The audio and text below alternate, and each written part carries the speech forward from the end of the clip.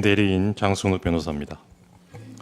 저는 이 사건 탄핵소추 사유와는 살짝 비껴나서 피청구인이 오염시킨 헌법의 말에 대해서 말씀드리려고 합니다.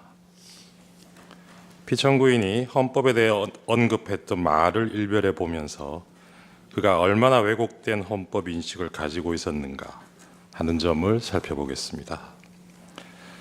말은 같은 말을 사용하는 언어 공동체의 구성원들이 서로 소통하는 수단이자 생각을 담는 그릇이라고 합니다. 따라서 누군가가 사용하는 말이 그 말하고자 하는 대상을 제대로 담아내지 못하고 엉뚱한 의미로, 심지어 정반대의 의미로 쓰인다면 더 이상 소통은 불가능할 것입니다.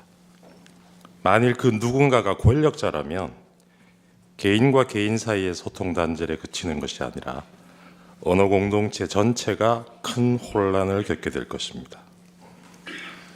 피청구인은 자신이 당선된 지난 대선 시기에 자주 헌법을 이야기했습니다. 이번 대선은 반헌법적 세력과 헌법 수호 세력의 대결이라고 하면서 이 나라의 헌법을 지켜야겠다는 마음에서 대선에 나왔다라고 했습니다. 자신의 검찰총장 이력을 내세우면서 상식과 공정을 역설하기도 했습니다. 피청구인이 강조한 헌법 수호나 상식, 공정과 같은 말들은 유권자들에게 적지 않은 울림을 주었습니다. 그 결과였는지 피청구인은 대통령에 당선되었습니다. 대통령 취임식에서 피청구인은 나는 헌법을 준수하고로 시작하는 대통령 선서를 하였습니다. 이어진 취임사에서 피청구인은 민주주의 위기의 원인으로 반지성주의를 지목하면서 그 극복 수단으로 합리주의와 지성주의를 말하기도 했습니다. 그러나 피청구인이 얘기한 공정과 상식, 합리주의와 지성주의, 헌법 수호라는 말의 의미가 국민 일반의 보편적인 인식과는 다르다는 것을 확인하는 데에는 그리 오랜 시간이 걸리지 않았습니다. 피청구인이 대통령으로 취임한 지 넉 달쯤 되었을 무렵입니다. 미국 순방 중에 피청구인이 사용한 비속어가 논란이 된 적이 있습니다. 이후 대통령실은 그 논란을 집중 제기했던 특정 언론사 기자의 전용기 탑승을 배제하는 조치를 하였습니다.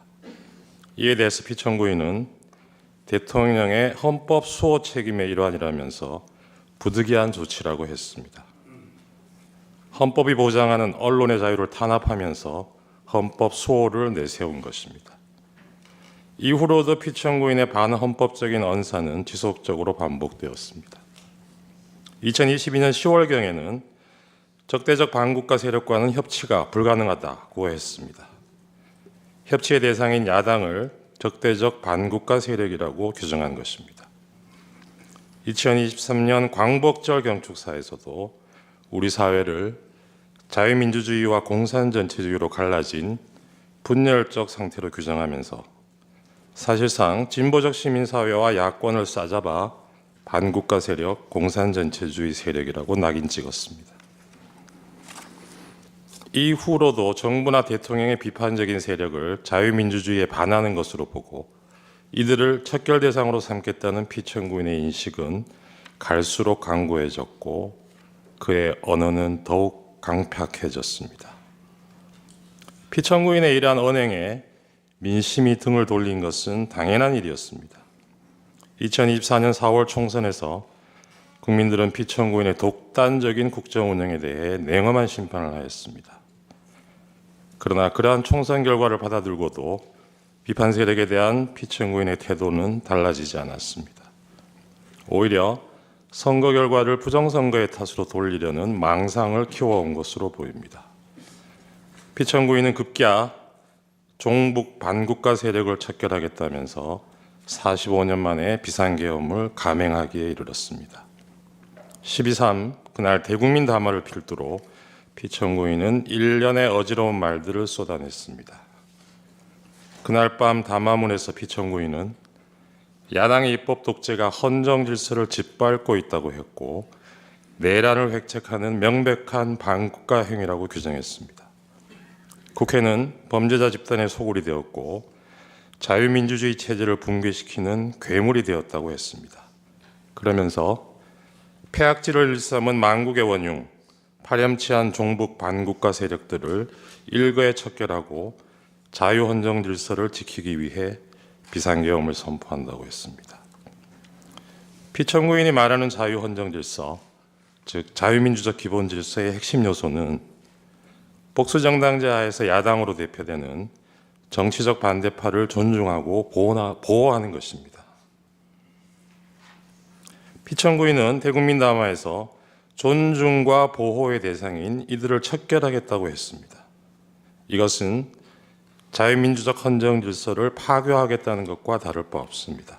그런데도 이 대목에서도 피청구인은 자유민주적 헌정 질서를 지키기 위해서라고 강변했습니다.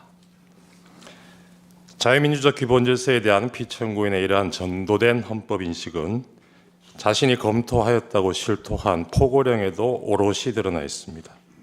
포고령에는 피청구인을 비판해온 모든 세력들이 망라되어 있고 이들을 영장 없이 체포할 수 있다고 되어 있습니다.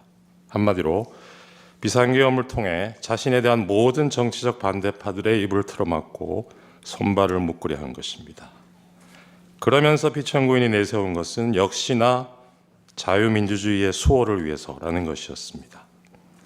존경하는 재판관님, 12.3 비상계엄은 1987년 민주화 이후 차근차근 내디뎌 온 민주공화정의 도정을 물어 돌리려는 것이었습니다. 무모하지만 위험천만한 도발이었습니다. 그러나 피청구인이 이 역주행을 기도하면서 간과한 것이 있었습니다.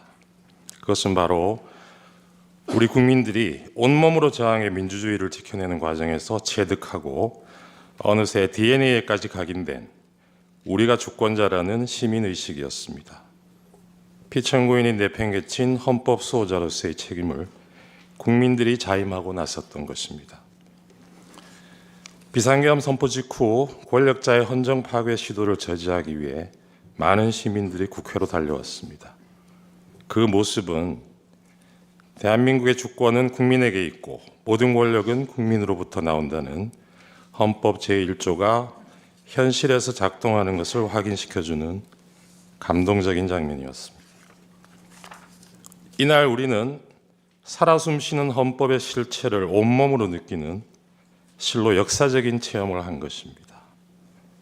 이러한 경험은 앞으로 설령 독재를 꿈꾸는 또 다른 몽상가의 또 다른 헌법 파괴 시도가 있더라도 그로부터 민주공화국을 지켜내는 원동력이 될 것이라 믿습니다.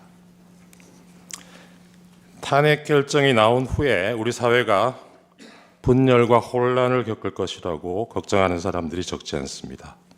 그러나 주권자가 헌법을 지켜낸 우리의 경험은 그러한 혼란을 극복하는 과정에서도 많은 지혜를 줄 것입니다.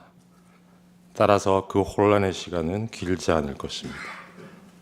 존경하는 재판관님, 피청구인은 자유민주주의를 무너뜨리는 언동을 하면서 자유민주주의의 수호를 말했습니다. 헌법을 파괴하는 순간에도 헌법 수호를 말했습니다. 이것은 아름다운 헌법의 말, 헌법의 풍경을 오염시킨 것입니다. 제가 좋아하는 노래 가사에 이런 구절이 있습니다. 세상 풍경 중에서 제일 아름다운 풍경, 모든 것들이 제자리로 돌아가는 풍경. 이 노랫말처럼 모든 것들이 제자리로 돌아가고 우리도 하루빨리 평온한 일상으로 돌아갈 수 있기를 소망합니다. 저는 그 첫 단추가 권력자가 오염시킨 헌법의 말들을 그 말들이 가지는 원래의 숭고한 의미로 돌려놓는 데서 시작되어야 한다고 믿습니다. 국민과 함께 이 사건 탄핵 결정문에서 피청구인이 오염시킨 헌법의 말과 헌법의 풍경이 제자리를 찾는 모습을 꼭 보고 싶습니다. 감사합니다.